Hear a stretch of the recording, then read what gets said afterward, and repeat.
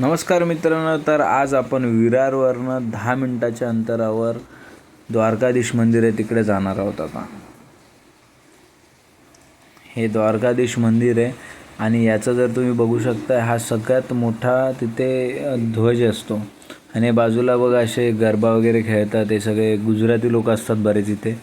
आणि कृष्णाचं मंदिर आहे, गुजरातमध्येही द्वारकाधीश म्हणून नावाने मंदिर फेमस आहे.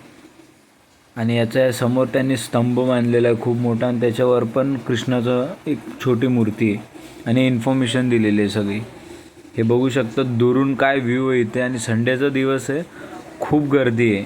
विरारवरनं नाही तर पूर्ण मुंबईमधले लोक इकडे संडेच्या दिवशी दर्शनासाठी येतात. आणि आत्ता आम्हाला तर दर्शन पण नाही मिळालं आहे, कारण की खूप गर्दी होती आणि आतमध्ये फोन पण अलाउड नव्हता. तर आम्ही बोललो की बाहेरच्या बाहेर करूया. आणि हे बघा, हे पूर्णपणे गुजरातमध्ये जसं मंदिर आहे तशा पद्धतीने यांनी कॉपी करायचा प्रयत्न केलेला आहे. आणि याच्यात जो मार्बल वापरला आहे तो पूर्ण ब्राऊन कलरमध्ये वापरलेला आहे. आणि याचा ध्वज बघितला, हे बघा, हे सेम तिकडे असं किल्ला टाईप त्यांनी एक बोलू शकतो आपण की दाखवण्याचा प्रयत्न केला आहे. तिकडे कृष्णाच्या मंदिर आणि सगळ्या गोष्टी बाजूला असं त्यांनी एक देखावा उभारण्याचा प्रयत्न केलेला आहे. बघू शकता तुम्ही, त्यांना हे रोज इकडे येऊन पूजा करतात कृष्णाची इथे.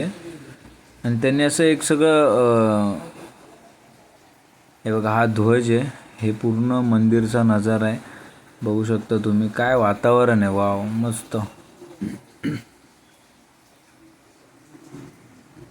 याला खूप टाईम लागला बांधायसाठी. याला 2 वर्षापासून काम चालू होतं याचं.